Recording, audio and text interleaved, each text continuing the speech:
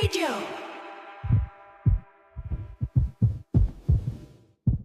Magandang araw po sa inyo at sa mga kabarangay na nakikinig ngayon. Ako po si Dalia, 30 years old at kasalukuyang nakatira sa Sampaloc, Manila. Kasama ang aking partner na katuwang ko na rin sa aking online business. Gusto ko lang sanang ibahagi sa inyong lahat ang makulay na kwento ng aking buhay pag-ibig. Nung una ay hindi ko alam kung ano nga ba ang tunay na kahulugan ng pag-ibig. Dahil simula nga nung ako ay nagkaisip, ang tanging gusto ko lang ay ang makatulong sa aking pamilya. Hanggang sa ako ay nagdalaga, ang pamilya ko lang ang tanging priority ko. Wala sa isip ko ang pansarili kong kaligayahan hanggang sa makilala ko na nga ang taong nagpakita sa akin kung ano nga ba ang tunay na kahulugan ng salitang pag-ibig. Sisimulan ko po ang aking kwentong ito sa kung paano ko nakilala ang lalaking nagbigay kulay sa napaka-boring kong mundo. Papadudo taong 2007, 15 years old ako nang naisipan kong lumuwas ng Maynila at magtrabaho. Halos kakagraduate ko lamang noon ng elementary at dahil nga sa menor de edad pa lamang ako, ay hindi ako nagtatagal sa isang trabaho. Natatakot kasi sila noon na baka makasuhan sila o kaya ay makulong kapag may mga otoridad na nakaalam na pinapayagan nilang magtrabaho ang mga trabahador na wala pa sa hustong gulang. At dahil nga sa wala akong permanenteng trabaho ay wala rin akong permanenteng tirahan. Madalas ay sa mga truck ng gulay o mga damit lang ako natutulog kapag gabi. At magpapalaboy-laboy naman sa umaga para maghanap ng makakain. Hanggang sa may isang alin na nakakita sa akin habang nasa labas ako ng isang restaurant at naghahanap ng makakain sa basurahan. Binigyan niya ako ng pagkain at tinanong niya kung wala raw ba akong mga magulang. Ikinuwento ko naman sa kanya ang dahilan kung bakit nga ba ako napadpad sa Maynila. Papadudot na awa ang ali sa akin at sinabi niya na dapat daw ay nag-aaral pa ako at hindi nagtatrabaho. Ngunit sinabi ko sa kanya na ang mahirap pa sa daga na katulad ko ay walang sapat na kakayahan para mag-aral at ang gusto ko lamang ay makatulong sa pamilya ko. Kaya naman napagpasyahan niyang kupkupin ako, bukod sa awa ay kailangan din niya ng taong magbabantay sa kanyang shop habang siya ay wala. Noong una ay tagabantay lamang ako ng flower shop hanggang sa unti-unti ay tinuruan niya ako kung paano magbenta at mag-ayos ng mga bulaklak. Kahit na minor de edad ako ay pinayagan niya akong manatili sa shop na yon bilang tendera. At yun na rin halos ang naging tahanan ko. Kada buwan naman ay ibinibigay niya sa akin ang sahod ko na kahit maliit lang ay ipinagpapasalamat ko na rin dahil kahit papaano ay meron akong maipadadala sa pamilya ko. Mahirap lamang naman kami, papadudot. May 3 akong nakababatang kapatid na nag-aaral pa ng panahon na yon. Ang nanay ko ay tumatanggap ng mga labada para lamang may makain kami sa pang-araw-araw. At para kahit papaano ay may maipambaon ang mga kapatid ko. Samantalang si tatay naman ay lasinggero at laging nasa inuman. Uuwi lamang siya kapag gusto niya o kaya ay kapag nagugutom siya. May mga pagkakataon din na sinasaktan niya si nanay kapag wala siyang nadatnang pagkain sa bahay. Papadudod saksi ako sa mga paghihirap ni nanay, sa pagtataguyod sa amin, sa paghihirap niya, sa pakikisama kay tatay. Kaya nga isinakripisyo ko ang sarili kong pag-aaral para makatulong sa kanya.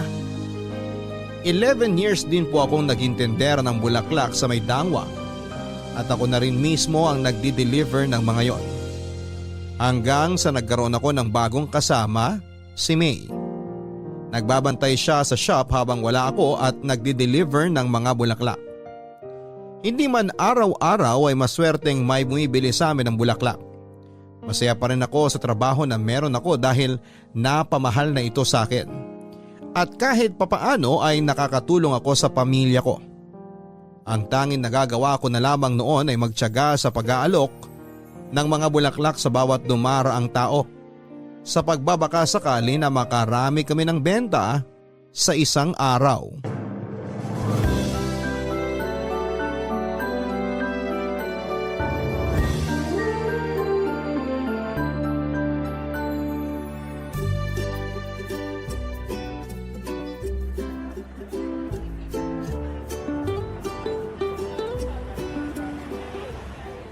Mga ate, mga kuya, bulaklak kayo dyan! Fresh na fresh, bagong dating! Dahlia, kanina ka pa salita ng salita dyan, wala namang lumalapit para bumili. Maubusan ka ng laway dyan. Tsaka ikaw lang ang bukod tangi nagtatawag ng customer dito. Ano ka ba? Kailangan kong gawin to kung hindi hanggang mamaya wala tayong customer no. Hintayin mo na lang kasi na may lumapit. Tulungan mo na lang ako mag-ayos ng mga bulaklak dito. May ichichika pati ko sa'yo. Ano na naman ba yung chismis mo? Saan ka na naman nakasagap ng chismis? Kaya aga-aga. Gaga, di ako chismosa no. May sasabihin lang ako. Ano ba kasi yun? Ayaw mo bang lumipat ng trabaho? Mataas ang sweldo. Saan naman? Nag-apply akong katulong sa Cavite kasi naghahanap sila ng single na kasambahay. Single para raw wala silang problema na uwi ng uwi yung katulong nila. Katulong? Sino naman na nag-alok ng trabaho sa'yo dun? Yung kaibigan ng ate ko. Mag-aalaga lang naman daw ng bata pero mataas ang sahod. 4,000 kada buwan. Wow, ang laki nga. Kailan mo naman balak lumipat dun? Ilang buwan na lang lilipat na ako doon. Pinapatapos lang daw yung kontrata ng dating katulong bago nila payagan umalis. May kontrata talaga kahit katulong lang?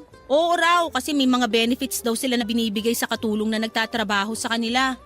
O di ba? Sosyalin, may pa-benefits pa silang nalalaman. Saka may sinusunod daw silang term kung ilang taon dapat magtrabaho sa kanila yung mga katulong nila. Ang higpit naman pala.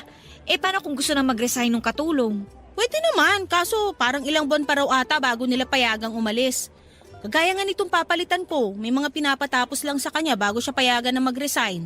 Ano ba yung kailangan nilang tapusin? Nakapag-advance daw ng sahod eh. Kaya ayun, pinapatrabaho muna yung in-advance niya. Ganun ba? Ilang buwan na lang pala mag-iisa na ako dito. Pwede ka naman sumama sa akin kung gusto mo. Tinatanong nga kita kung gusto mo lumipat ng trabaho, di ba? Nangangailangan pa kasi sila ng dalawa, tagaluto sa tagalinis ng bahay. Alam mo namang napamahal na sa akin tong trabahong to, di ba? Saan ako pupulutin kung hindi ako nakapagtrabaho dito? Malaki ang utang na loob ko sa amo natin. Alam ko, pero sayang kasi. Magkano lang naman kinikita natin dito? At least dun sa lilipatan ko malaki ang sahod. Pwede kitang irekomenda sa kanila. Di na, okay na ako dito. Good luck na lang sa bago mong trabaho. Sige, ikaw bahala. Pero kung magbago yung isip mo, sabihan mo lang ako ah. Sayang din to. Pag nagkataon, mas malaki ang mapapadala mong pera sa pamilya mo. Sige, pag-iisipan ko. Excuse me, Ay, good morning po! Ano po yon? magkano rito sa bouquet nyo? Meron pong 350 at saka po 450. Depende po sa bulaklak na gusto po ninyo, ma'am. Okay. Itong daisy, tsaka rose, pati peonies, magkano? 450 po ang mga yan. Sige, ito na lang. Pabili ako ng isa. Anyway, may lakad kasi ako. Baka pwedeng pakideliver mo na lang? Sige po, saan po ba ito? Okay, here. Andiyan na sa papel yung address. Okay? Okay po. Okay, thank you. Kung wala pa ako pag hinatid mo yan, pakiiwan na lang sa guard. Pakisabi na rin pinadeliver ni Alexa. Sige po, ma'am. Salamat po.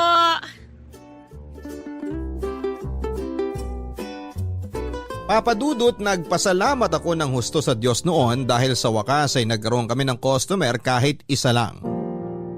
Kapag kasi walang kita ay binabawasan ng amo namin ang sahod namin. Hindi man niya gustong bawasan ang sahod namin, ay kailangan niyang gawin dahil malulugi raw siya ng husto. Na naiintindihan naman namin ang kasama kong si May. Hindi naman talaga kasi ganon kalaki ang kita sa flower shop. Bukod pa doon ay nagbabayad kami ng renta sa pwesto namin. Isa pa ay malaki ang utang na loob ko sa amo ko. Dahil kung hindi dahil sa kanya ay baka hindi ako nagkaroon ng pagkakataon na makapagtrabaho sa kabila ng antas ng pinag-aralan ko. At dahil excited ay agad kong inayos ang order na bulaklak ni Ma'am Alexa. Noong matapos kong ayusin ang bouquet ay nagpaalam ako kay May na magde-deliver muna ako ng bulaklak at nagbilin din ako sa kanya na tawagan niya ako kapag may kailangan pang i-deliver. Sakay ako ng aking lumang motor na hanggang ngayon ay hinuhulugan ko pa rin sa aking amo. Ay nagmaneho na ako papunta sa address na ibinigay ni Ma'am Alexa. Hindi alintana ang traffic at init ng araw. Madalang lang kasing walang traffic sa Dangwa dahil nga sa dami ng mga nagtitinda sa sidewalk. Hindi naman ako nahirapan na hanapin ang bahay ni Ma'am Alexa, Papa Dudut. Dahil bukod sa malapit lang yon ay iilan lang ang katabi nitong bahay. Nakakamangha ang laki ng bahay niya. Naisip ko ang sarap sigurong tumira sa ganong klase ng bahay. Ang bahay kasi namin sa probinsya ay pinagtagpi-tagping kahoy at yero lang. Wala rin kaming CR at sa ilog lang sa likod ng bahay namin kami dumudumi o umiihi. May maliit na partition na lumang yero naman sa aming bahay na nagsisilbing paliguan namin. At bago pa nga ako tuluyang managinip ng gising na magkaroon ng bahay na kasing laki ng kay Ma'am Alexa, ay agad akong nag-doorbell. Narinig ko pang may lalaking nagsabi ng sandali mula sa likod bago tuluyang nagbukas ang gate at lalaking nakasimangot ang bumungad sa akin, Papa Dudut. Ang sama pa niyang makatingin noon. Yung tingin na akala mo ay tinubuan ako ng 2 ulo. Kaya naman napatingin ako ulit sa papel na hawak ko dahil baka nagkamali lang ako ng napuntahan pero nasa tamang bahay naman ako.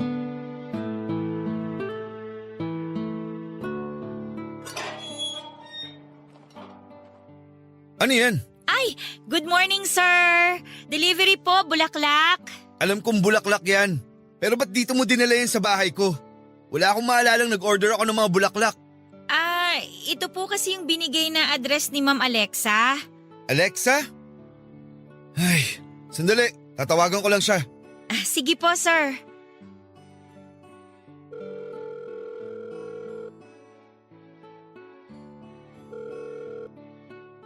Hello, kuya. Hello? Wala ka bang bahay?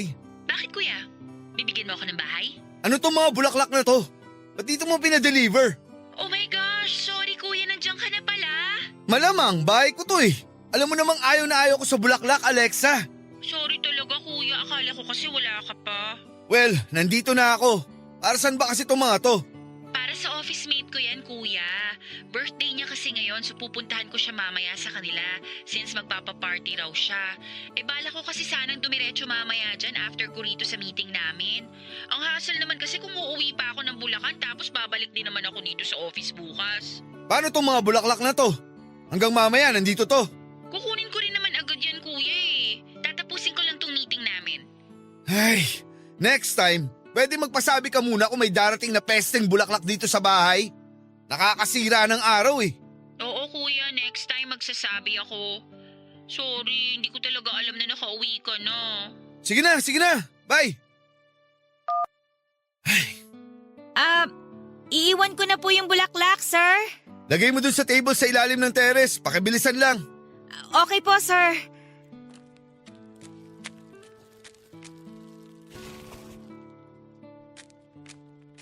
Nailagay ko na po sir. Nabayaran na ba ng kapatid ko yan? Ay opo sir, bayad na po. Okay, good. Makakaalis ka na. Sungit naman ito. Ang sabi mo? Ay wala po, ang sabi ko nga po aalis na ako. Salamat po sir. Papa Dudut, inis na inis ako nang bumalik ako sa shop. Yung tipong pagod ka na nga sa pagdi-deliver ng mga bulaklak tapos ay susungitan ka pa ng isa sa mga customer mo.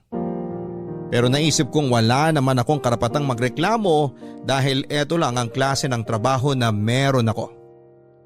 Nagkakasya na lang din ako sa pagtawag ko kina nanay sa cellphone para kahit papaano ay mabawasan ang pangungulila ko sa kanila. Kundi dahil sa trabahong ito ay baka kung saan lang ako pulutin, lalo pat elementary graduate lamang ako at eto lang din ang alam kong paraan para makatulong ako sa pamilya ko. Nang makabalik ako ng shop ay naikwento ko nga kay May kung paano ako sungitan noong kapatid ni Ma'am Alexa. at ang baliw kong kaibigan ay tinawanan lamang ako. Hindi pa raw ba ako nasanay sa mga customer na ganun? Kung tutuusin nga sa 11 years na pagtatrabaho ko rito ay iba't ibang klase na ng tao ang nakasalamuha ko. Kaya nga dapat ay sanay na ako sa ganong klase ng pagtrato sa akin. Pero ewan ko ba, Papa Dudut? Nakakainis po talaga yung kapatid ni Ma'am Alexa. Gwapo nga sana pero tagilid naman ang pag-uugali. Alam ko pong masamang mag-judge ng tao pero masyado siyang bitter. Hindi naman siya inaano ng mga bulaklak ko para ayawan niya ang mga yon. Magaganda naman ang mga bulaklak na binebenta namin at siguradong fresh na fresh. Pero sadyang may mga tao talaga yatang hindi maka-appreciate ng mga magagandang bagay. Sa isip-isip ko ay hindi naman niya kailangang mag-react ng ganon. Pwede niya naman akong kausapin ng maayos. Pero ano nga ba ang magagawa ko? Ganito lang ang trabaho ko at ika nga nila, the customer is always right. Kung bumait lang po sana siya ng slight ay baka naging crush ko siya. Dahil nga sa gwapo siya. Pero sino ba naman ako para mapansin ang mga lalaking kagaya niya? Mahirap lamang ako at hindi pa nakapagtapos ng pag-aaral. Wala akong maipagmamalaki pagdating sa antas ng pamumuhay ko. Tatanda na nga lang siguro akong dalaga o kaya naman ay kapareho ko lang din na mahirap ang mapapangasawa ko. Kaya naman sinantabi ko na lamang ang pag-ibig kagaya ng palagi kong ginagawa. Papadudod sa edad kong 26 ay hindi ko pa naranasan ang umibig. Wala naman po kasi akong panahon para sa mga ganung bagay. Ang tanging mahalaga lang sa akin ay ang magtrabaho at makatulong sa pamilya ko. Ako na lang din kasi ang inaasahan ni nanay na tutulong sa kanya para buhayin at pag-aralin ng mga kapatid ko. Hindi rin naman po namin maaasahan si tatay dahil wala itong inatupag kundi ang uminom ng alak. May trabaho nga ito pero lagi lang namang nauubo sa alak. Ni wala siyang pakialam sa amin kung kumain na ba kami o hindi. Isang beses nga noon ay tinanong ko si nanay kung bakit hindi na lang niya hiwalayan si tatay. At ang sagot lang niya ay mahal niya si tatay. Hindi ko maintindihan kung bakit sa kabila ng lahat ay patuloy pa rin niyang minamahal si tatay. Gayong malinaw naman na wala itong pakialam sa amin. Papadudot ang sabi ko sa sarili ko noon ay ayokong maranasan ang ganong klase ng pag-ibig. Na kahit nasasaktan ka na ay nagpapakamartir ka na lamang. Pero hindi ko saklaw ang nararamdaman ni nanay. Kaya kahit wala akong naintindihan ay nirespeto ko na lamang ang nararamdaman niya. Sa mga nakikinig nito ay sana'y huwag kayong magalit sa nanay ko dahil hindi naman niya ako pinilit na magtrabaho. Ako ang kusang loob na nagpresenta. Dahil nakikita ko kung gaano na siya nahihirapan sa pagtataguyod sa aming pamilya ng mag-isa. Ang totoo ay ayaw niya akong magtrabaho dahil responsibilidad daw niya yon pero ayokong nakikitang nahihirapan si nanay at ang mga kapatid ko. Kaya naman kahit masakit para sa akin ang tumigil sa pag-aaral ay ginawa ko yon. Tinapos ko lang noon ang pag-aaral ko hanggang sa grade 6 para makagraduate ng elementary at sa murang edad ko nga na 15 anyos ay lumuwas ako at nakipagsapalaran sa Maynila at naging tendera ako ng bulaklak sa Dangwa. Papadudot isang umaga ay pareho kaming busy ni May sa pag-aayos ng mga bulaklak dahil na rin may nag-order sa amin ng mga bulaklak na gagamitin daw sa debut ng anak nito. Talaga namang natuwa kami ni May dahil malaki-laking kitaan rin yon. Napakaraming set kasi ng bulaklak yon mula sa mga perperaso na bulaklak at bouquet. Minadali din namin ang pag-aayos ng mga yon dahil gagamitin ang mga yon kinabukasan. At habang abala kami sa pag-aayos ng mga bulaklak, nang araw din na yon ay bumalik sa aming shop si Ma'am Alexa para humingi ng despensa sa inasal ng kanyang kapatid noong nakaraan. Good morning po, Ma'am Alexa. O-order po kayo ulit? Oo. Tsaka gusto ko din sana mag-sorry sa inasta ng kuya ko last time. Hindi ko kasi talaga alam na nakauwi na pala siya galing Singapore. Nabanggit niya kasi sa akin na napagalitan ka raw niya. Wala po yun. Balikbayan po ba si sir? Naku, hindi. Treat yun ng company na pinagtatrabahuhan niya kasi maganda ang performance ng team nila sa trabaho. Ah, ganun po ba? Ano nga po palang order nyo? Roses naman, isang bouquet din. Pwede bang ipag-arrange mo ko ng fresh na roses? Para kasi sa mami ko yan. Maghihintay na lang ako rito. Baka kasi magka-aberya na naman kapag pinadeliver ko ulit sa'yo. Ay sige po, maupo muna po kayo dito. Thank you. Pero seryoso, sorry talaga kay kuya ha. Naku, ayos lang po yun. Sanay na po ako sa mga ganong customer. Tsaka hindi rin naman po ako pwedeng magreklamo, ma'am. Trabaho ko yun eh. Pero hindi pa rin tama yung binunto niya sa'yo yung galit niya. Alam ko naman kung bakit siya nagkakaganon pero ang tagal na kaya nun. Hayaan nyo na po. Baka may pinagdadaanan lang yung kuya ninyo. Gustong gusto na talaga kita nung una pa lang kitang nakita. Ano po? Ay, naku, pasensya na po kayo pero kasing straight po ako ng ruler, ma'am. Ruler? Anong ruler ang sinasabi mo dyan? Gusto kita pero hindi sa paraan na iniisip mo. Gets mo? Hindi po ba? Naku, pasensya na po. Okay lang. Natatawa nga ako sa'yo eh. Asumera ka kasi masyado, Dahlia. Manahimik ka nga dyan. Tapusin mo na lang yung ginagawa mo dyan kaysa pinakikialaman mo ako dito. Dahlia pala ang pangalan mo. Opo, ang pangit nga eh. Parang pangmatanda. Uy, hindi kaya. Ang ganda nga ng pangalan mo eh. Alam mo ba na pangalan ng bulaklak yun? Ay talaga? Hindi po kasi ako pamilyar sa ibang bulaklak eh. Alam ko lang po ng mga bulaklak eh, itong mga itinitinda ko. Ngayon, alam mo na. Anyway, may boyfriend ka na ba? Naku, walang boyfriend yang si Dahlia. Paano laging subsub sa trabaho? Kahit nga manliligaw, wala eh. Doon ka na nga. Kanina ka pa eh. Sabat ka ng sabat, nakakahiya ka. Okay lang. Pero totoo ba talaga na wala kang boyfriend? Opo, wala nga. Sakit lang naman sa ulo yun, ma'am. Tsaka wala akong panahon para sa mga ganyang bagay. Ganun ba? Sayang naman. Anyway, huwag mo na akong pinupo. Magkaedad lang naman yata tayo. 26 na po ako. Kayo ma'am, ilang taon na po kayo? 23 pa lang ako. Ate na pala kita. Tawagin mo na lang akong Alexa. Huwag nang ma'am. Lakas makatanda eh. Oh, sige, ito na pala yung bouquet mo. Salamat.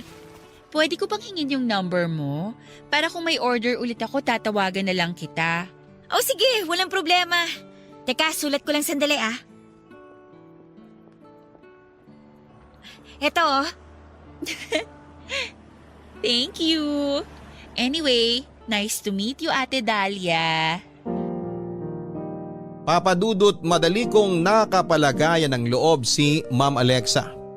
Ramdam ko kasi na mabuti siyang tao at palakaibigan din siya. Nung unang kita ko nga sa kanya ay akala ko ay masungit siya dahil sa itsura niya. May pagkasingkit kasi ang mga mata niya kaya siya nagmukhang mataray pero hindi pala dahil kabaligtaran siya ng mga naisip ko. Kung gaano naman ka-friendly si Ma'am Alexa ay siya namang kabaligtaran ng kuya niya. Alam kong masama ang manghusga ng kapwa dahil lang sa pangit na ugali na meron sila. Pero yun kasi ang unang impression ko sa kanya, Papa Dudut. Nagulat pa ako nang tanungin ako ni Alexa kung may boyfriend na ako.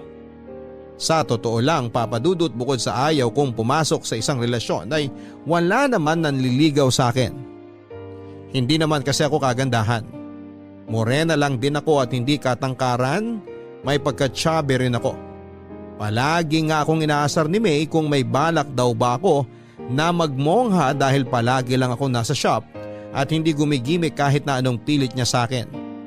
Halos dito na nga ako tumira sa shop kaya wala akong pagkakataon na makisalamuha sa iba't ibang tao bukod sa mga customers na bumibili sa shop namin. Masaya naman ako na kahit papaano ay may mga nakakasama ako sa shop. Malungkot siguro kung wala si May at mag-isa lamang ako. Si May lang kasi ang naging kaibigan ko sa Maynila at talaga namang masaya siyang kasama at nakilala ko rin si Alexa. Umasa ako na magiging matalik kaming magkaibigan. Isang araw nga papadudot ay tinawagan ako ni Alexa. Nagpapaayos ulit siya ng mga bulaklak at sinabing i-deliver ko sa address ng kuya niya at napag-alaman kong Alec pala ang pangalan ng kapatid niya. Nagalangan naman ako dahil iniisip ko na baka sungitan na naman ako ni Alec. Pero sinabi naman ni Alexa na alam nito na may ipapadeliver siyang mga bulaklak kaya ayos lang daw. Lagi na tuloy akong tinutokso ni May noon simula noong tumawag sa akin si Alexa. Sinasabi lagi ni May na baka raw sineset up ako ni Alexa kay Alec. Pero hindi ko na lamang pinansin si May dahil may pagkabaliw rin ng isang yon at alam ko kung gaano kalawak ang imagination ng isang yon.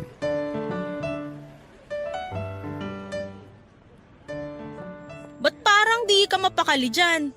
Excited ka ba? Anong excited ka dyan? Ba't naman ako may excite?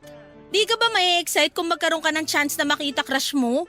Tigilan mo nga ako. Crush ka dyan. Sungit-sungit nga nun eh. Pero sabi mo gwapo naman. Carry na yun! Red flag, te. Hindi ko carry. Aanin ko yung gwapo kung gano'n naman ang ugali. Choosy ka pa? Baka di naman talaga siya ganun. Baka wrong timing ka lang at mainit ang ulo niya nung araw na yun. Tapos malas mo lang na ikaw ang napagbuntunan ng init ng ulo niya. Kahit na. Pwede naman niya akong kausapin ng maayos. Tsaka ano bang nakakabwisit sa mga bulaklak na dala ko nun? Maganda naman at fresh tong mga bulaklak natin ah. Hayaan mo na nga. Baka may pangit siyang naaalala pag nakakakita ng mga bulaklak. May mga tao namang bitter sa mga kung ano-anong bagay, diba? Tsaka nangyari na rin kaya wala na tayong magagawa ron. Kapag sinungitan ka pa niya uli, di tarayan mo. Charot! Ha ha ha. Wala ka man lang bang matinong advice? Nakakatawa promise. Seryosong advice? Di wag mong pansinin kapag sinungitan ka uli. Kunwari wala ka narinig. Pasok sa isang tenga, labas sa kabila. Yun, ewan ko na lang kung di pa seryoso yun para sa'yo. Tsaka ba't ka ba nag-aalala? Di ba sinabi naman ni Alexa sa'yo na okay lang sa kuya niya? Kaya kalma ka lang. Malay mo naman wala rin yung kuya niya sa bahay nila. Ang tagal mo na sa trabahong to, ngayon pa babahag yung buntot mo? Dapat nga sanay ka na Iba naman kasi si Alec. Ay, iba din! Paanong iba? Nagniningning ba sa paningin mo? Baka naman di ka talaga natatakot na baka sungitan ka niya. Ang sabihin mo, kinakabahan ka lang kasi baka bigla ka na lang umamin na crush mo siya. Che, tumigil ka na nga. Umiiwas lang ako na mapag-initan ulit. At saka ano naman kung crush ko siya? Crush lang naman no. Di umamin ka rin. Uy, si Dahlia may crush na. Dalaga na siya. Hay, minsan talaga hindi ka matinong kausap. Lagi mo na lang ako inaasar tungkol kay Alec. Baka nga may girlfriend na yun Yung mga ganong itsura, hindi pinalalagpas ng mga babae yun. Pero sabi mo nga magaspang ang ugali. Sa bagay, nakakabulag pag pogi. Ikaw ba, wala kang balak na hanapin yung lalaking para sa'yo? Sabi ko naman kasi sa'yo, samahan mo ko minsan pag day off para di ka naman masyadong nabuburo rito. May pagka-ignorante ka pa naman. Aray ha? Ignorante talaga? Hindi ba pwedeng wala lang talaga akong pakialam sa mga bagay na ganyan? Hindi ko naman kailangan ng lalaki para mabuhay ako. Ayoko matulad ako sa nanay ko na nagmahal ng taong... ayoko na nga magsalita. Ang akin lang naman, di ka na bumabata. 26 ka na, pero ang dami mo pa rin di alam sa mundo. Di naman masamang paminsan-minsan isipin mo rin na magpapasaya sa'yo. Isipin mo rin ang sarili mo. Gawin mo yung mga bagay na gusto mo. Ando na ako sa gusto mong makatulong sa pamilya mo, pero sobrang laki na ng sinakripisyo mo para sa kanila. Kahit isang beses lang, magpakasaya ka. Ay, bahala na. Pag-iisipan ko pa. Pero seryosong usapan. Mabuti sana kung mapapalapit ka rin kay Alec para at least, diba? Umalis man ako rito, may mga bago ka namang kaibigan bukod sa akin at kay Alexa. Ilang buwan na lang maiiwan na kita rito. Imposibleng maging kaibigan ko si Alec. Ang layo ng ugali niya kay Alexa. Huwag ka kang judgmental, no? Masama yan. Baka naman may tinatagong kabaitan si Alec. Kailangan lang nakilalanin mo siyang mabuti.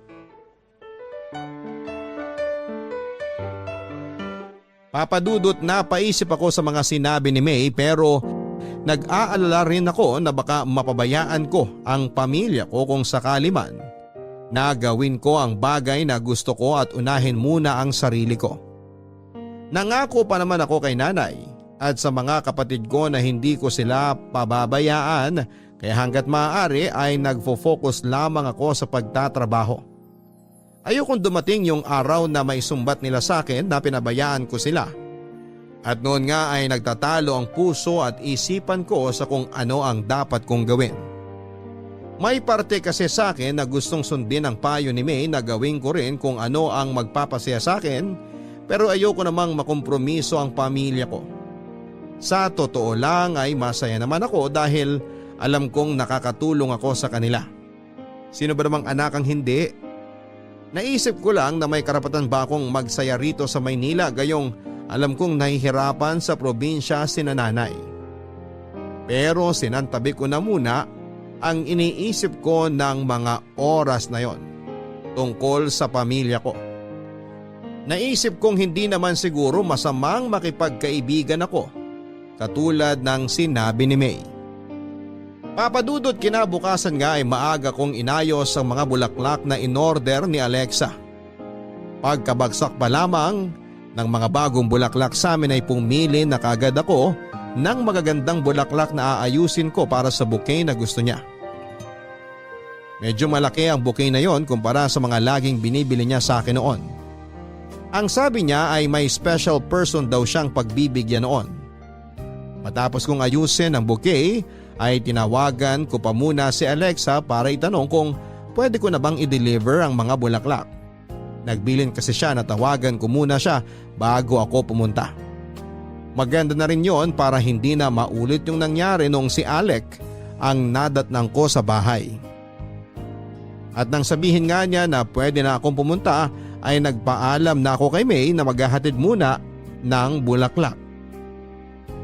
Papadudot nung makarating ako sa bahay ni Alec ay agad kong narinig ang malalakas na tugtugan mula sa loob. Kinakabahan ako na hindi ko maintindihan ang mga oras na yon. Pinagpapawisan din ng malamig ang mga kamay ko at ilang beses pa akong nag-doorbell pero walang nagbubukas ng gate. Sa sobrang lakas kasi ng tugtugan ay imposibleng marinig ako ng kung sino man ang nasa loob ng bahay. Sumili pa ako sa loob mula sa may gate at wala naman akong nakitang tao. Bala ko na rin sanang tawagan si Alexa noon para sabihin na nasa labas na ako ng bahay nang biglang bumukas ang gate at ang masayang mukha ni Alexa ang bumungad sa akin. Nabigla pa ako dahil hindi ko siya napansin kasi busy ako sa pagdadial ng number niya. Tuwang-tuwa pa ito nang makita ako at napansin ko ang kakaibang tingin niya sa akin. Pakiramdam ko kasi ay may pinaplano siyang hindi ko alam o baka guni-guni ko lamang yon. May ugali kasi ako minsan, papadudot, na kapag may kakaiba akong napansin ay nag-overthink ako at kung ano-ano ang naiisip ko. Pero ipinagsawalang bahala ko na lamang yon at inabot ko sa kanya ang mga bulaklak. Matapos kong ibigay sa kanya ang bouquet ay nagpaalam na ako na kailangan ko nang umalis.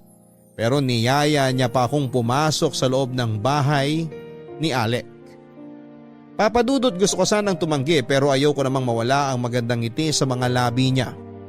Hindi pa man nga ako nakapagsasalita ay agad niya akong hinila papasok ng bahay at pinaupo sa kanilang sofa sa may sala. Nailibot ko pa ang paningin ko sa paligid. At hindi ko maiwasang humanga dahil masasabi mo talagang may kaya sila sa buhay. Sanay naman na akong makakita ng magagandang bahay, pero iba ang dating ng bahay ni Alec.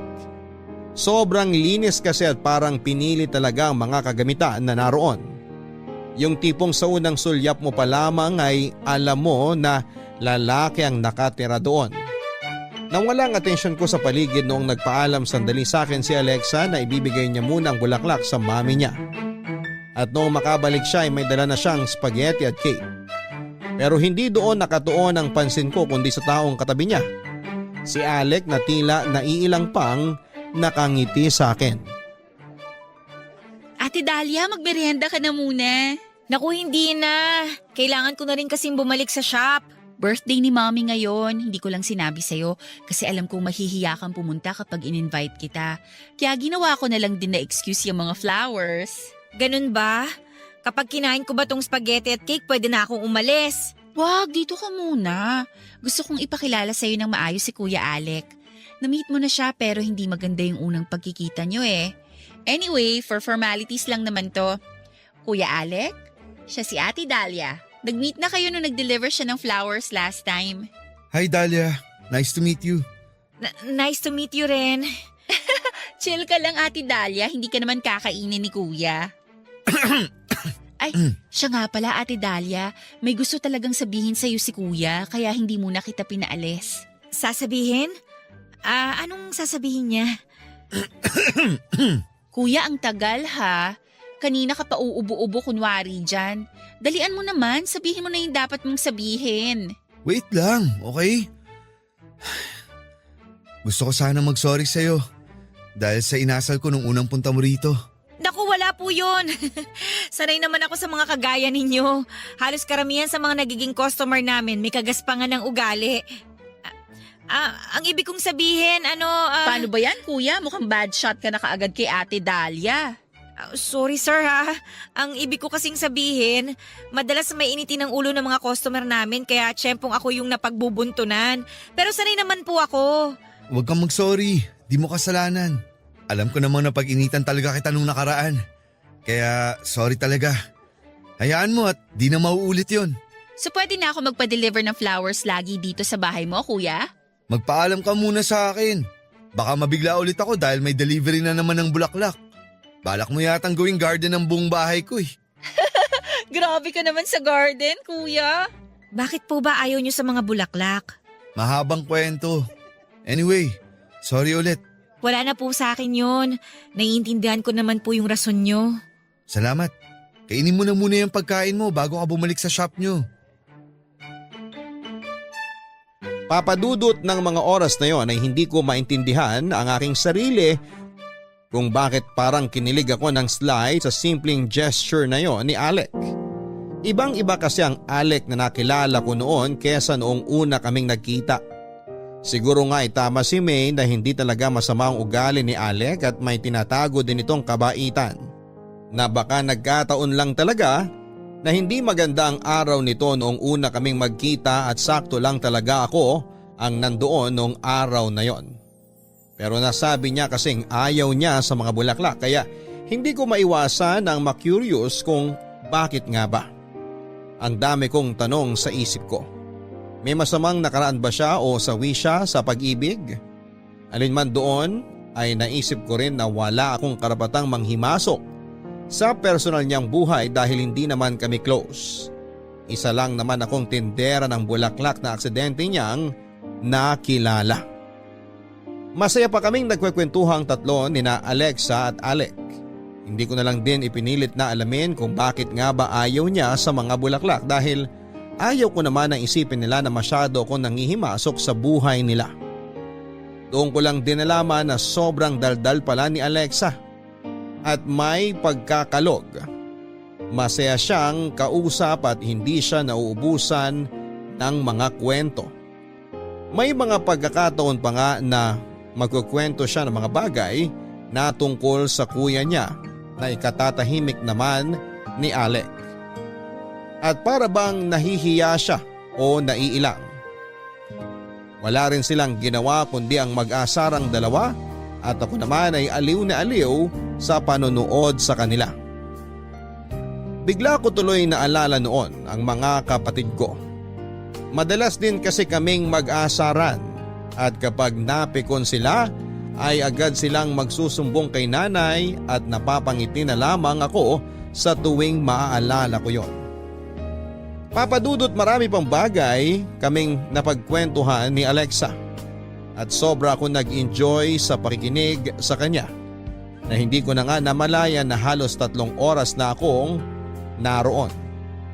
Chinek ko pa ang aking cellphone kung may text galing kay May pero wala naman.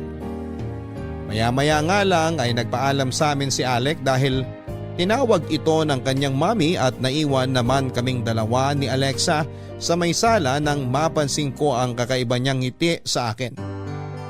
Nakaramdam tuloy ako ng pagkailang. Hindi ko kasi alam kung ano ang tumatakbo sa utak niya.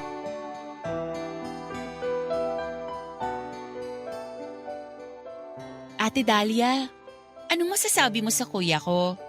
Ano, ayos lang. Mukha naman siyang mabait. Mukha lang ba? Mabait talaga yun. Di lang naging maganda yung first meeting nyo. Pero once na makilala mo si kuya, baka ma-in love ka pa. Oh my gosh! Ayos ka lang ba? Heto, Chuso. Uminom ka muna. Salamat ha. Ayos ka lang ba talaga? Nabigla ka ba sa sinabi ko? Hindi naman masyado. Seryoso kasi ako eh. Sobrang bait kaya ng kuya ko. Pogi na, mabait pa. Kaso sinayang lang siya nung ex niya.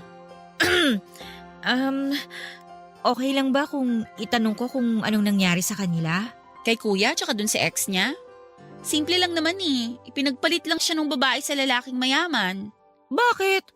Okay naman ang buhay ni Alec ah. May sariling bahay na malaki, may sasakyan. Ano pa bang hinahanap niya? Di naman kasi kami ganito dati. Tamang may kaya lang kami. Nagsikap lang talaga si kuya na marating kung nasaan man kami ngayon. Dahil gusto niyang ipakita sa ex niya na successful na siya ngayon. Na kaya na niyang ibigay lahat ng gusto ng ex niya. Pero hindi naman sila nagkabalikan. Kasi sa pagkakaalam ko, buntis na yung babae at may kinakasama na. Kung yaman lang pala ang habol niya, bakit pa niya sinagot si Alec? Bakit kailangan niyang paasahin ng kuya mo? Desperado si kuya noon kasi talagang mahal niya yung ex niya. To the point na hindi na siya nagtira para sa sarili niya. Nagmakaawa siya dun sa babae na bigyan siya ng chance. Then, nabalitaan na lang namin, sila na. Alam naman namin kung anong klase siyang babae at wala talaga siyang nararamdaman para kay kuya. But, kuya tried his best para mabigay lahat ng gusto niya. Pero hindi pa rin pala yun sapat. One day, nalaman na lang namin na naghiwalay na sila kasi nakahanap na ng mayamang lalaki yung ex niya. Grabe naman yung ex niya. Pero okay na ba ang kuya mo? Naka-move on na ba siya? Di ko lang alam. Hanggang ngayon kasi better pa rin siya sa mga bulaklak eh. Nabanggit nga niya na ayaw niya sa mga bulaklak. Ano daw bang dahilan? Huwag kang maingay kay kuya na sinabi ko sa'yo to ha. Well, ayaw niya sa bulaklak kasi naaalala niya yung ex niya. Mahilig kasi sa bulaklak yun. Lagi nga nag-iipon si kuya ng pera noon para maibili niya ng flowers yung ex niya. Diyan sa Dangwa rin bumibili si kuya ng mga bulaklak dati eh. Pero nung maghiwalay sila, hindi na siya nagpupunta dyan. Kahit nga dumaan dyan, iniiwasan niya hanggat maaari. Wala akong masabi. Kasi hindi ko pa naman nararanasan magkaroon ng boyfriend eh. Hindi pa nga ako nai-inlove, kaya hindi ko alam kung anong sasabihin ko. Sana lang maging okay na yung kuya mo, no? Tsaka makatagpo na siya ng babaeng magmamahal talaga sa kanya. Salamat. Pero seryoso, kahit kailan hindi ka pa nagkaroon ng love life? Oo, weird ba? 26 na ako pero wala pa rin akong love life. Siguro hindi ko pa panahon. Sa bagay, darating naman yan sa tamang panahon. Sabi nga nila, hindi yan pinipilit, kusayang dumarating. Tsaka natatakot din kasi ako eh, baka masaktan lang ako. Ano ka ba? Di mo kailangang matakot kung masaktan ka kasi parte na yan ng pagmamahal. Di ka masasaktan kung hindi ka totoong nagmamahal. Hindi naman sa lahat ng oras, puro saya lang ang dulot ng pagmamahal. Siyempre, nandyan yung mga problema na darating para subukin kayo, para mas tumatag ang relasyon nyo. Kung sakaling hindi nyo malagpasan yun, siguro hindi sapat yung pagmamahal nyo para sa isa't isa. O kaya naman, hindi kayo ang itinadhana. Ang bata-bata mo pa pero marami ka nang alam tungkol sa pag-ibig ah. Nako, mahilig lang ako manood ng mga romance movies. Minsan naman, nagbabasa ako ng mga romance novels. Nabasa ko lang lahat yon. Tulad nga ng sabi mo, bata pa ako. Kaya hindi ko minamadali ang sarili ko na pumasok sa isang relasyon. Pero ikaw ba? Ayaw mo bang maranasan kung paano magmahal at kung anong pakiramdam ng ikaw naman ang minamahal?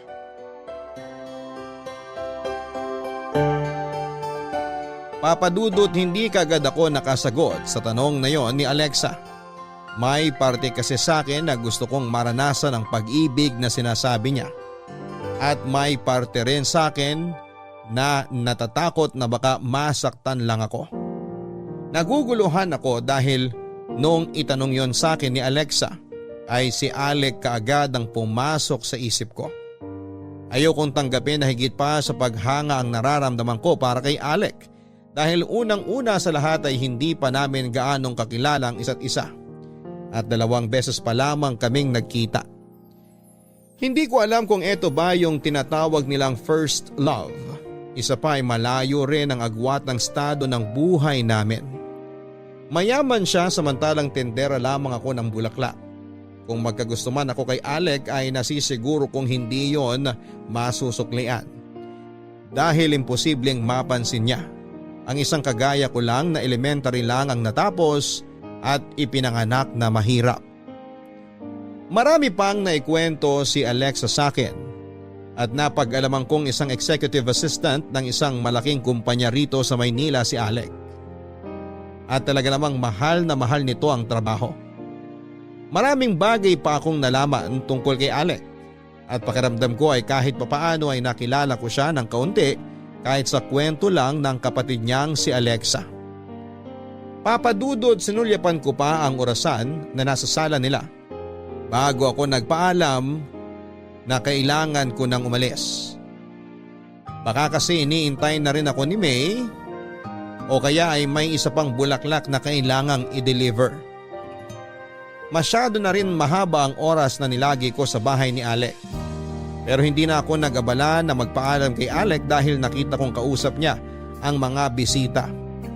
Hindi na rin naman ako pinigilan ni Alexa at sinabing siya na lang daw ang bahalang magsabi sa kuya niya na kailangan ko nang umalis. Nagpasalamat pa siya dahil nakinig ako sa mga kwento niya bago ako tuluyang umalis at bumalik sa shop. Makalipas lang ang ilang araw papadudot ay tumawag sa akin si Alexa at nagpapadeliver na naman ng bulaklak sa bahay ulit ni Alec. Wala naman daw okasyon pero gusto niya raw na makalimutan ni Alec ang masamang alaala nito sa mga bulaklak.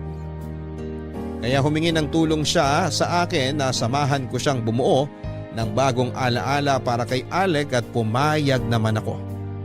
Gusto ko rin naman na maging maayos na si Alec. Inabot din ng ilang buwan ng setup naming ganon. Buti nga at hindi nagreklamo si Alec dahil noong unang subok namin ni Alexa ay nainis ito at sinabing bakit hindi na lamang si Alexa ang mag-uwi ng mga bulaklak. Bakit kailangan na sa bahay pa niya talaga dalhin pero kalaunan din ay unti-unting nasanay si Alec sa presensya ng mga bulaklak na nauuwi sa pagkwekwentuhan at pagkain namin ng merienda bago ako umuwi. Papadudot masasabi kong doon nabuo ang isang espesyal na pagkakaibigan sa pagitan naming tatlo. Papadudot buwan ng Marso 2018 ay tuluyan na ngang umalis si May sa aming flower shop para magtrabaho bilang kasambahay sa Cavite. Makailang beses pa niya akong pinilit na sumama sa kanya pero bukod sa mahal ko ang trabaho ko ay malaki ang utang na loob ko sa amo ko. Kaya naman ako na lamang mag-isa ang naiwan para magtinda ng mga bulaklak at pansamantala na rin muna akong tumigil sa pagdi-deliver.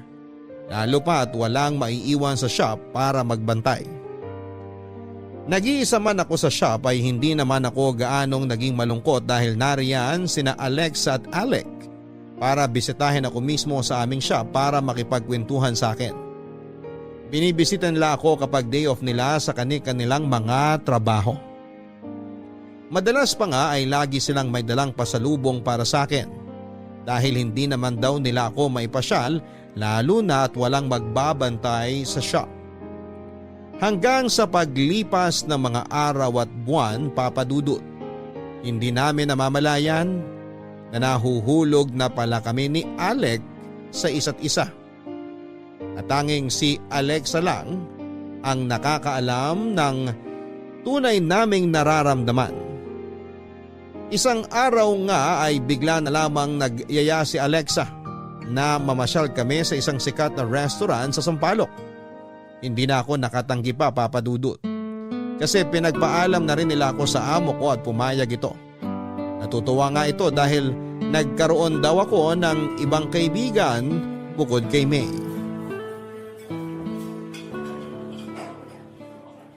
Okay ka lang ba? Parang kanina ka pa kasi hindi mapakali dyan eh. Okay ako. Medyo asar lang kasi ang tagal ni Alexa. Kanina pa yung on the way niya eh. Eh baka naman na traffic lang. Nakakainis lang kasi. Siya tong nagyaya pero siya tong wala pa rin hanggang ngayon. Antay-antayin lang natin, darating din yun. Baka pwedeng umorder na tayo. Gutom na ako eh. Eh ang pangit naman kung mauuna tayong kumain. Hintayin na lang natin siya. Ay, Magkwentuhan na lang muna tayo habang hinihintay natin siya. ano naman ang pagkakwentuhan natin? Halos lahat na ata na pag-usapan na natin. Okay ka na ba? Okay lang naman ako. Bakit? Ang ibig kong sabihin kung naka-move on ka na ba sa ex mo? Oo, medyo matagal na rin yun eh. Naka-move on na siguro ako sa kanya. Ba't mo nga pala naitanong? Wala naman. Na-curious lang ako. Nagkwento kasi sa akin ni Alexa yung love story nyo. Kung paano kayo nagkakilala tsaka kung paano kayo naghiwalay. Ang daldal talaga ng babaeng yun. At bakit ka naman curious? Wala lang. Napansin ko kasi hindi ka na masyadong affected kapag nakakita ka ng bulaklak eh.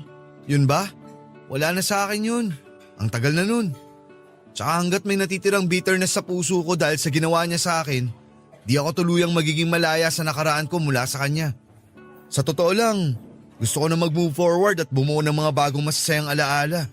At magagawa ko lang yun kung tuluyan ko na siyang patatawarin. Siguro nga, di lang talaga kami ang para sa isa't isa.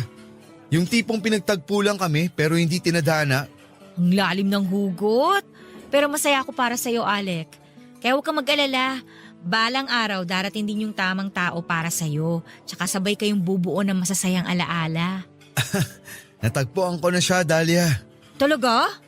Eh bakit hindi mo pa siya pinapakilala sa amin ni Alexa? Kala ko ba walang secret sa atin? Actually, kilalang kilala niyo na siya. Oh, sino? Gusto mo ba ng clue? Kahit bigyan mo ako ng clue, hindi ko naman mahuhulaan yun. Kayo lang naman ni Alexa ang kakilala ko. Wala naman kayong pinapakilalang ibang tao sa akin eh. Pakinggan mo muna kasi yung clue. Di yung nagre-reklamo ka agad dyan. O sige na nga. Ano ba yung clue? May kapangalan siyang bulaklak. Ano? Kapangalan ng bulaklak? Oo. Kilala mo na ba? Di pa rin eh. Wala naman akong kakilalang ganun. Hmm. Aray! Ba't mo ako pinitik sa noo? Ang slow mo kasi. Ano bang pangalan mo? Dahlia! Ay, teka. Ako bang tinutukoy mo? Mismo. Ikaw si Dahlia, di ba? Seryoso ka ba? Bakit ako? Huwag mo akong tanungin kasi di ko rin alam. Ang alam ko lang, masaya ako kapag kasama kita. Gusto kitang laging nakikita. Ganun naman talaga ang pag-ibig, di ba? Di mo namamalayan. Umuusbong na pala.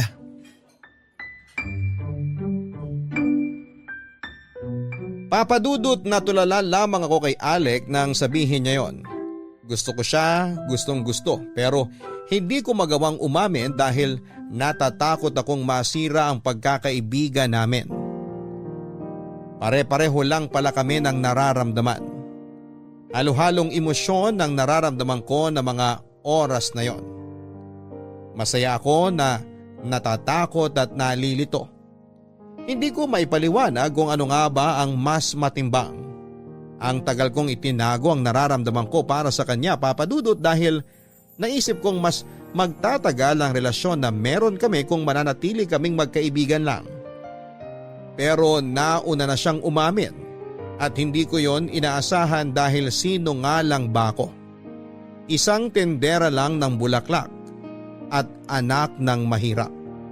Kaya naman nagtatalo ang puso at isipan ko sa kung ano ang dapat kong gawin. Hindi na nga namin namalayan ni Alec ang oras, Papadudot, dahil pareho kaming nakafocus lang sa isa't isa.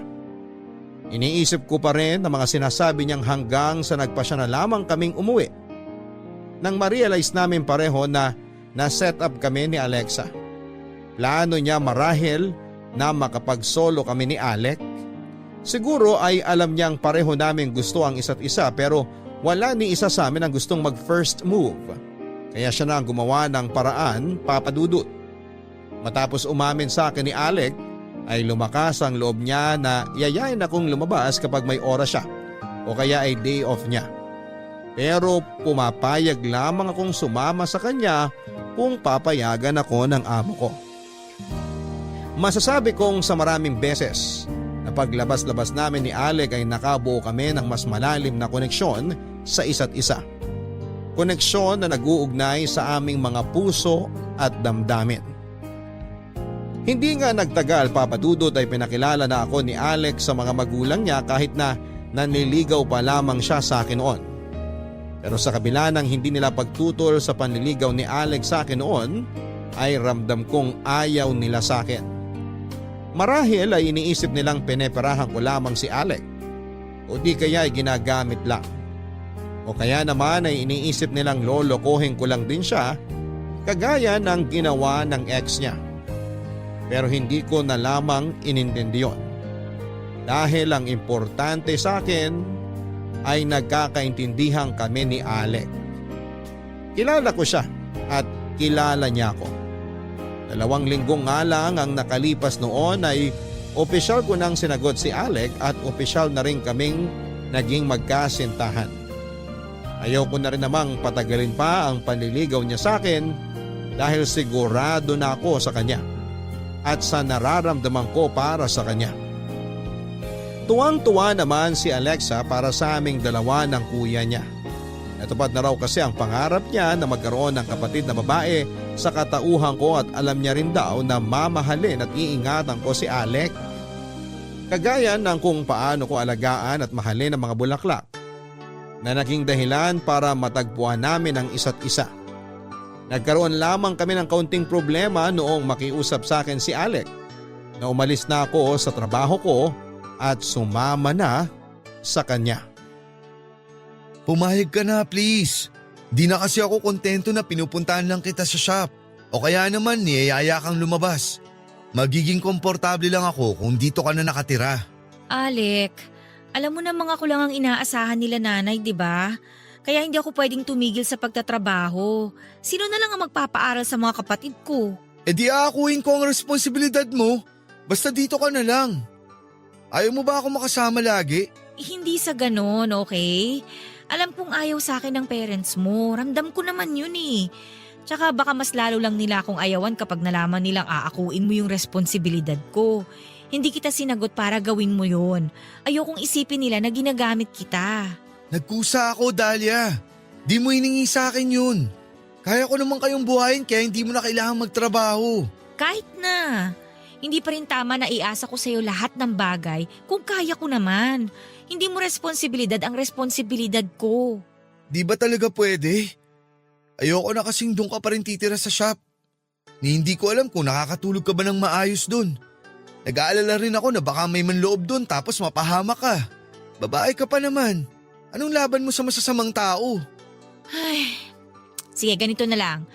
Kung gusto mo talaga akong tumigil sa pagtatrabaho sa flower shop, payagan mo kung magtayo ng malit na business. Kahit anong business pa yan, Dahlia. Tutulungan kita. Basta dito ka na lang sa bahay. Papuntahin mo na lang si Alexa rito o kaya si May kapag day off nila. O kaya naman, pasyalan natin sila minsan. Deal na yan ha, wala nang bawian. Yes, boss! Ano kayang sasabihin ng parents mo kapag nalaman nilang ibabahay mo na ako tapos tutulungan mo pa ako sa pagtatayo ng business? Dahlia, malaki na ako. Alam ko kung anong ginagawa ko. At ano man ang gawin ko, di na nila ako pwedeng pakialaman. Kung nasaktan man ako at nagkamali ng babaeng minahal noon, sigurado akong di na mauulit yon dahil pakakasalan na kita. Ha? Pakakasalan mo ko? Oo, ba't parang nagulat ka? Dapat lang naman talaga na pakasalan kita, Dahlia. Dahil mahal na mahal kita at handa akong gawin ang lahat para sa'yo. Hinding-hindi na kita pakakawalan pa. Bakit? Ayaw mo bang magpakasal sa akin? Siyempre gusto ko. Pero tsaka na yan kapag may sarili na akong business. Ayoko naman na ikaw lang ang magtatrabaho para sa ating dalawa. Gusto ko makatulong din ako sa'yo kahit papano. Sige, kung yan ang gusto mo. Walang problema sa akin. Magtutulungan tayong dalawa para sa mga magiging anak natin in the future. Salamat ha. Pangako ko sa'yo na araw-araw kitang mamahalin at aalagaan. I love you, Dahlia. I I love you too, Alec.